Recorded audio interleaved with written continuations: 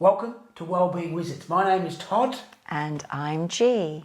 And today we're going to be talking about the fourth F. The fourth F. This is the F that we mentioned in the previous episode. If you haven't watched the previous episode, I suggest you do. But G, you said you weren't going to let us know about the fourth F until a later date. Is today going to be actually the day? It is, Todd. Magnificent. Mainly because it's too much of a vast topic to cover in one session. Okay, great. So we're going to cover it today, the We fourth are. F. So we're going to be talking about the fourth F because 60% or just over 60% of the clients that have been coming through our clinic have exhibited the fourth F. So the fourth FG is... Hang on. Drum roll. Fatigue. There it is, folks. You heard it first. G has uttered the fourth F, fatigue. Right. And let's just put this into concept. In our previous episode, we talked about the stress response. Correct. Which is your fight, flight, and freeze. Now, the issue is if we don't know how to reset or recalibrate that stress response physiologically and continue in that cycle of, I call it living on your adrenals, we eventually arrive at the fourth F, which is fatigue. So when you talk about adrenals, you're talking about the adrenal glands. We're talking about the adrenal system. So this is bear with me, because this is just shifting our perspective on how we view this body. In the Western interpretation of disease, we're always compartmentalizing things. But in the naturopathic world, we're looking at the holistic picture. The whole picture, basically. The whole picture. Yeah. And so when we're talking about the adrenals, this is part of the endocrine system, okay? So they're all connected, everything's connected. So I view the adrenals as our battery pack. So if you're looking at a vehicle, if the batteries are drained, nothing's going to really function. Battery pack in an electric vehicle, fuel tank in a gas-powered vehicle. Yes, Right. Exactly the same. So we're going to talk about living on our adrenals, what that looks like. And again, just to reiterate, that's when we surpass the stress response and continuously live in that cycle, which is not healthy for us in the long term. And we've seen a lot of this come through over the past year because of the lockdown. So I just wanted to touch on that point. Yeah. Melbourne, Australia, which Yeah. is only just up the road from where I was born, Yeah. has now, I don't know whether it's achieved or won, the dubious record, I call it a dubious record, of the most locked down city in the world. Over 230 days. Oh my gosh. They've been playing what I consider the whack-a-mole zero COVID strategy.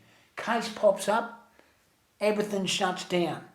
Another case pops up, everything shuts down. Another case pops up, everything shuts down.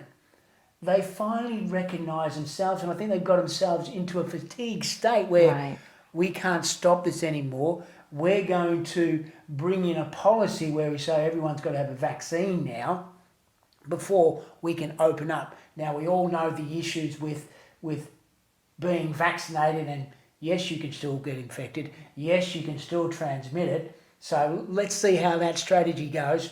But the whole state is now in a fatigue place. Australia is in a fatigue place, the whole country, because they've been going up, and it's like musical chairs. You get up, you get down. Okay, you're allowed to do this now. You're not allowed. Oh, you're allowed to do this. You're not allowed. Yeah. It's just been continuous. It's no wonder. It's moving to a place which is not a nice place, right? Because it's this continuing fatigue state, and people are in this mental health state which is not healthy at all. No, you're right there, Todd, because it's extreme measures, isn't it? It's okay, no, it's not okay. So it creates that, it just becomes the freeze state, the shutdown state is freeze. And you're right, it then transforms to fatigue. So mentally, physically, emotionally, and we already touched on purpose last time, everything has exhausted itself. And people are like, well, what do we do? Now, if I translate this into the psychosomatic symptoms we've had referred to us, it creates that holistic picture. What do I mean by psychosomatic? These are cases of individuals that have been referred to us where there is no clinical reason why they should be feeling this way, meaning the blood tests are all okay. Let's assume they can actually do the blood test, because as we're in September, the NHS in the UK has paused blood tests for non-critical patients. For a short window. The other thing is the low mood. So when they do the PHQ or the GAD scores. So the GAD is the general anxiety disorder. Absolutely. And just as a side note, those surveys were created by the drug companies, Okay, well, let's not go down that route. Okay, let's not go down that route. Fantastic. Let's just keep this very top line because we could have multiple conversations. PHQ's Performance Health Questionnaire. Absolutely. And so they're using this to monitor people's state of being. And obviously through that becomes the first line prescriptions of antidepressants. But that's not what fatigue is. Right. And so obviously we're uncovering, well, actually, these individuals are in a fatigue state. They're now living on their adrenals. And what I'd like to do is spend a couple of minutes just painting that picture of what living on your adrenals looks like so that our listeners can actually, resonate with that picture. To know that, oh, well, okay, this is what I'm feeling, so this is what it must be, and therefore there's something we can do about it, that you can do about it at home right now, instead of entering that system of antidepressants, because you don't need that to manage fatigue. Correct. Okay, so one of the inclusion criteria we had on our referral. Just for the viewers not watching this on YouTube, G is now referring to the referral form that we use for our patients into our wellbeing clinics. We are. And one of the inclusion criteria we had under health and lifestyle coaching or stress management was lockdown syndrome. Okay. And the reason why we put that there, and in brackets, we've got low mood, apathy, fatigue. Okay, because these were the common symptoms that individuals were coming in with. And we thought, okay, well, this is a pattern that we're seeing constantly as a result of lockdown, right? Because they weren't there otherwise when the patients completed our questionnaires. So that's one picture that I'm painting of lockdown syndrome under the umbrella of fatigue, what it looks like. The other one, right, Todd, is if we look on the government website. Oh, the government website. I happen to have printed that off here, G. Wonderful. And I will now put on my Clark Kent glasses to read the punters at home. You'll notice if you're watching this on YouTube, I'm putting on my Clark Kent glasses right now, giving me the superpowers to read. Okay, so there's a list. So the list, these are the symptoms: extreme tiredness, shortness of breath, chest pain or tightness. Okay, let's stop there.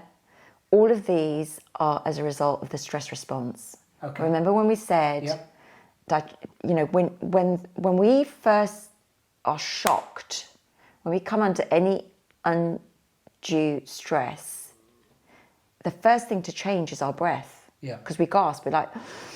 So we've become, the breath becomes quite shallow. Yeah. Okay, so that ticks that one off. Yeah. Chest pain, it's like the body is in that extreme case of, am I going to fight or am I going to run for my life? Yeah. Okay, carry on. Now, problems with memory and concentration, sometimes otherwise known as Brain fog. Yeah, this is normal. When you're in a long period of stress, we forget things. We can't think straight. You can't think straight because we become scattered, right? And it's like fight for our survival. Yeah. Carry on. I've had patients come into the clinic saying, I need you to write down your name because I've forgotten. We've been talking like for 5 minutes. I've forgotten what your name is. Can you write that down for me? Yeah, this is stress. Next one, big one, this one, difficulty sleeping or insomnia. Yeah. It's the same thing, but difficulty sleeping basically. Yeah, because we're in that stress response, right? So we're not eating well because the digestive system is shut down. We're living on our caffeine because we're looking for some sort of energy surge. So we're eating the wrong things. It's the sugar, it's the caffeine that's keeping our adrenaline going so that we can fight for our survival again. What else have we got there? Heart palpitations.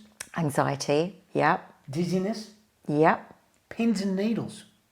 Well, again, that's to do with lack of oxygen to our extremities. Absolutely, thank you.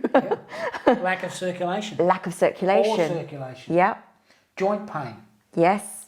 Depression and anxiety. Yeah, we see a lot of that. Tinnitus, earaches. Yeah. Now, in classical, a lot of people who are studying Chinese medicine or the Ayurvedic medicine approach will know that the orifice, so this is the external manifestation of adrenal exhaustion, is actually related to the ears. So if you look at the shape of the ears, it's exactly like a kidney. Okay, so we look for symptoms or signals as to which organ in the body is under pressure. Tinnitus or ringing in the ears is associated with the adrenals. So when this flags up, healers like ourselves or therapists like ourselves who've had this training will already tune into, okay, let's look at the adrenals. It's already, the body's already showing me in its own way what is out of balance.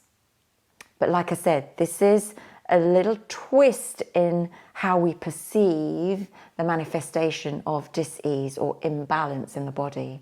Okay, fantastic. So the next one or group of feeling sick, diarrhea, stomach aches and loss of appetite. Yep, all stress response. The first system to shut down is the digestive system because we don't need it when we're... You don't need it when you're stressed, no. when you're running away from when stuff. you're running away or you're fighting. While you're running away. Yeah. A high temperature, cough, headache, sore throat, change to sense of smell or taste. Yeah, this is going to need a little bit of deeper instruction, but that's all related to the brain stem. Okay, so these are signals, heightened signals coming through our sensory receptors, being loaded onto the spine that then enters the brain stem and it's just firing. So the body's on overload.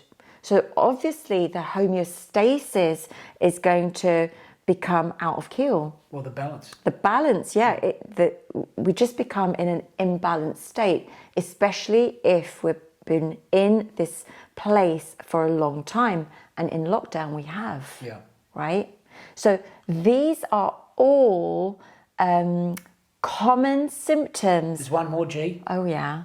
Rashes. Oh, the skin. Skin rashes. Yeah. So this is overload on the body. When we're looking at the management of toxic load through the body, the organs of elimination are the bowels, the kidneys, the lungs, so breathing, the lymph. But the lymph on overload will express itself through our skin. So that's when we get the rashes. It's like another signal that the liver, which is the organ of detoxification, is on overload. So it's now pushing back into the body saying, you're going to have to deal with this skin right? So I'm going to have to push it through your skin. But again, it's all to do with our constitution. So every person has a different constitution. And depending on your weakness, that's how the symptoms will express themselves. Now, my understanding is that all these symptoms have been grouped together under a nice umbrella these days. Oh, have they now? I believe they have. It's called long COVID. Okay. Now, these symptoms are classical signs of fatigue as part of the stress response, long-term impact of stress. And we've been through that.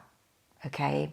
So, and interestingly, if we're looking at the naturopathic approach, which is very seasonal, we've been through that through spring, which is a key detoxification stage for the body.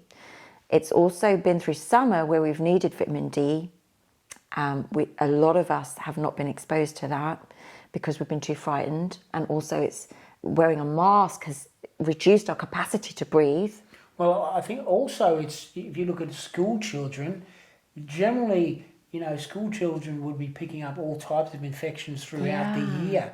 And without that direct exposure anymore, being kept off school for so long, suddenly all going back to school, accident emergency overwhelmed, because now all these kids have got all these infections now, where previously throughout the year they were handling on a normal basis. Yeah. Now it's all coming in at the same time. So it's all compounding this cycle of, stress response, right? So we're in it to the extreme, like we've never experienced it before. Yeah. So the body will react. And these are, again, very common symptoms. So if our listeners have been experiencing any of these, it's part of the stress response. And as we touched on in our previous episode, because we know the predictability of the stress response physiologically, we can do something about it. Okay, great. So we're not going to touch on long COVID. We touch on a little bit in terms of detail. Yeah. I'm going to save that for a later episode. Yeah, maybe the next episode. What we should talk about, Todd, is, I know there's a lot of information and evidence out there on social media. I think, like we do for our patients that come to see us, let's simplify this for our listeners and show them some neat tricks to be able to reset or recalibrate that fatigue and the stress response. So in effect, we're going to show people how they can switch off living on their adrenals for long periods of time. Or for a period of time to get reset. Yeah. You may not have been on there for a period of time, but just some tools that will help you do that. Absolutely. Things that have really been effective for our patients. Great. Okay, so some of the really effective tools that have served our patients, Todd, to recalibrate and nourish their adrenals when they're on overdrive, have been nourishment, so food source, optimizing the nutrition. We're going to talk about sleep and respite, or what helping to relax the body looks like, and maybe a couple of others. Let's see what we can pull out. Okay, so let's start with the first one. Okay. We talked about optimizing nutrition. What does that look like from a seasonal basis? Obviously, this is a short taster, if you like. An appetizer. In our clinics, we go into a lot more detail. Details we do. So let's just give the viewers a brief overview of what that would look like in its most simplest form. Okay, so the way I look at this is energy. Okay, our energy resources are deplete. So when we're optimizing our nutrition, the last thing we need is a 5-course meal or, a 3-course meal that's really heavy. So the best way to serve our physiology, our body and our mind, and our, the fluids, because remember, when we're in a stress state, we also become dehydrated. So how can we optimize hydration as well as nutrition? And, again, it's trying to see nourishing this mind and body in a different way. what I always go to when I'm in a stressful zone myself or feeling the adrenal fatigue is soup. Soup and create casseroles. Firstly, a lot of energy goes into preparing these soups, and they're already in a liquidized form, which means it costs the body the least amount of energy to process and assimilate it, to break it down, because it's already in that broken down form. So it's going to be less stressful for the body to cope with that, because it's already dealing with so much more. So the first thing you need to do is soup, create casseroles, these rich, nourishing dishes. Include herbs like ginger, turmeric. You know, they're warming. They really look after the adrenals.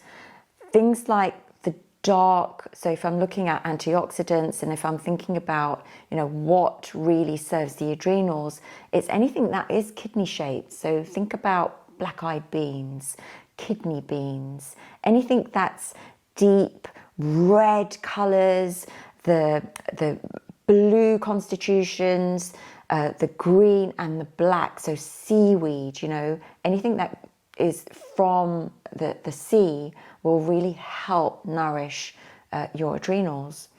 Just trying to think what else. I think that is probably my go-to, and lots of, you know, the green soups. I would avoid juicing because especially also at this time of year, autumn and winter, what we need to start to introduce is more of the warming herbs, because otherwise it's going to contract the body and that pushes us back into freeze, and it also costs the body more to warm up the stomach and the spleen. So yeah, my kind of like top go-to nourishment to optimize nutrition for the adrenals is souping. Okay, fantastic. So souping at its most basic level is wholesome foods. Wholesome foods. Stuff that comes out of the ground. Stuff that's not processed. Yes. You're creating the soup so you know what's exactly going into it. You talk about optimising the herbs that go into that to provide the full nutritional landscape of the vitamins and nutrients that you need to supplement your adrenals. Absolutely. And if our listeners want to read more into that, then just go onto the blog page, and I've listed out, you know, living under your adrenals and the things that you can do there. So there's some recipes, great recipes there to help them. Okay, fantastic. And moving on, Todd, what have you got to add to that? So thanks, G. The important point that I want to note is relaxation. Yeah. And tied into that, sleep. Yes. Because obviously if you're going around like a blue-ass fly, is a terminology that I've used before, whether you're just busy all the time, there's a point where you're going to have to stop. You basically need to stop and just be there for a period of time.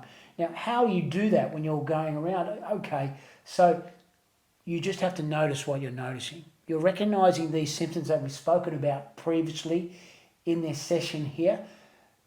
So you want to use the tools that you have available, very simple tools, right? So Yoga Nidra is a fantastic way to relax, 20 minutes out of your day to reset. Now, Yoga Nidra, yoga sleep, so it allows you to reset and really get a deep relaxation response within a short period of time. So in layman's terms, that's a power nap. Yeah, it is the power nap. There's a technique to the power nap. Yeah. And you're going to put a link into the... We'll put a link in the episode so people can check that out. Now, that also dovetails nicely into movement practices that don't take away energy from you, but give you energy back. Now, people may be aware I'm a big proponent of Tai Chi and Qigong. Literally, those practices give you energy back. They're one of the few practices I know that actually give you energy back. They're non-weight bearing, so they're very easy on the body to do, and you can do them anytime, anywhere. Quick 15 minutes, 20 minutes, and we'll put a link to a couple of those exercises you can do also to help you. That's a really good point, Todd, because a lot of our clients will go into excessive exercising. Because yes, I mean, there's there's nothing wrong with that in the short term, but long periods of that is not going to serve the adrenals and switching off the stress response, right? So it's really being mindful about what form of exercise repletes and recalibrates your system when we're in that stress response. So yes, the Tai Chi and the Qigong and the yoga, and also swimming. Swimming's fantastic exercise. Again, non-load bearing. You can just float around in the pool just to relax and take a moment for yourself, because it's about taking a moment for yourself. Yeah. And then all this dovetails nicely into getting a good night's sleep. Now, we talked about in insomnia earlier. You need to get a good night's sleep. How do you get a good night's sleep? You implement these protocols that we're talking about with the nutrition, with the movement practice, start to get your energy back to where it needs to be, but also then take away all the distractions. Take away all distractions and prepare your sleep like it's the best thing you're going to do that day. Yeah. That means making it a focus of your day and everything leading up to that. I call it a bedtime ritual. So before you're getting ready to go to bed, you get into a state of relaxation. Now that takes place 30 minutes to an hour before going to bed. Difficult sometimes, but when you implement this on a regular basis, because it's about the snowball effect, right? You've seen the fight-flight response happening over a period of time, manifesting as a particular condition. Improving your sleep quality is one of the best things you can do to improve your health in a short period of time. Very interesting, Todd, because one of the main kind of questions or situations I get from clients is they don't know how to. They try, they say they go up, they do the, they'll have a bath, or they'll create a routine where they've switched off their digital, their phones and what have you, or the TV, and they're reading a book instead, they're lighting scented candles, but that restless mind becomes wide awake at night, and that's where, the ideas start coming. And so they're up till 1, 2 o'clock in the morning. What would you do in that instance? How do we help our listeners kind of break that cycle, that pattern? Well, as you said, just very eloquently, you said it's a cycle. Yeah. So the listeners have got into that period of cycle for a long period of time. It's going to take time to break that cycle. Right now, one of the key things to do is to see the sunrise and the sunset, because you're basically, what you're doing is you're getting back into what your body wants to be. We talked about the seasonal responses. This is the circadian rhythm, the natural 24-hour cycle. When you get out of balance with that cycle, your body compensates one way or the other. Yeah, and so if I translate that into the body clock, which is another way of viewing this, a typical pattern that we will see when the adrenals are exhausted is you're wide awake till 1, 2 o'clock in the morning, restless mind, then eventually you fall asleep, you wake up in the morning and there's no appetite, so you skip breakfast. Come 10, 11 o'clock in the morning, you want that caffeine binge to try and stabilize those blood sugars which have dropped. Sometimes you skip lunch or you're eating on the go. But as soon, between 3 and 5 in the afternoon, your energy resources become completely depleted and you're finding it really difficult to stay awake or alert, okay? And then we get home and we have a huge meal, which then arouses our energy levels and we can't sleep at night. So one of the suggestions I always give is eat breakfast like a queen or a king. So that should be your biggest meal of the day to prepare your energy stores for the day so it can spend it. And by the time in the evening when you come home, make that the lightest meal of the day, which will also help you sleep better at night. You can watch the sunset and in the morning be refreshed to see the sunrise. It's an important point to note there, G. I don't think of nutrition as a diet. No. Or a plan. I consider it a way of life or a way of energy. how you manage your energy throughout the day. Yeah. Talk about the breakfast being the most important meal of the day, because you're effectively fueling yourself up for the rest of the day. Yeah, right? it's like you've got a vehicle. If you don't fuel it, how far are you going to get? Correct. And then you come to lunchtime, and for me, it's then moving your meals down the scale. Yes. So your big meal of the day is your breakfast, your next meal of the day is lunchtime, that's even smaller, and then your evening meal is smaller again. Now, the caveat there is that you need to be aware of, if you have a movement practice and you've got an extensive movement practice and you need to fuel as part of that for recovery from, then you have to adjust accordingly. But again, it's important here to notice what you're noticing. Listen to what your body's telling you. Understand what it's telling you. Stay hydrated, but manage your nutrition and your energy from that perspective. When you start thinking like that, as your body is a system, it's effectively a system that requires certain things to happen for it to optimize at its most efficient. That's what we're trying to do, to get your body back into balance, homeostasis, so then you're able to deal with the fight, flight, freeze, stress response. Okay, so let's sum up. Okay. So 3 or 4 things to do. First one, rehydrate and nourish. What we said about that is begin to soup your meals. Make breakfast the most important meal of the day. This is going to help you recalibrate the adrenal response. Number 2. Number 2, let's relax. Okay. Find tools that help you relax. So that's movement practices that's actually going to re-energize the body rather than spend your energy, such as Tai Chi, Qigong, swimming, non-load bearing, meditation is in there as well. Yeah. To reset. Yeah, and even just, walking in nature, but not overdoing it, not exacerbating that. Thirdly, having a regular sleep routine. Regular sleep cycle. Yeah. And getting into that. Absolutely, and that's connecting with the natural rhythms. So sunrise, sunset, saying no to, your social media exposure. So switching those electronic devices off, which deplete your, mentally they deplete you as well as emotionally, because they are evoking our sensory system, so it's on overload. So yeah, I think that's a good place to stop. Fantastic, G. So that has been an awesome session on the 4th F, fatigue. So G, what do we normally tell our viewers at this time? Let me see if I can remember. So if any of this has resonated with you in any shape or form, please reach out, contact us, leave some feedback.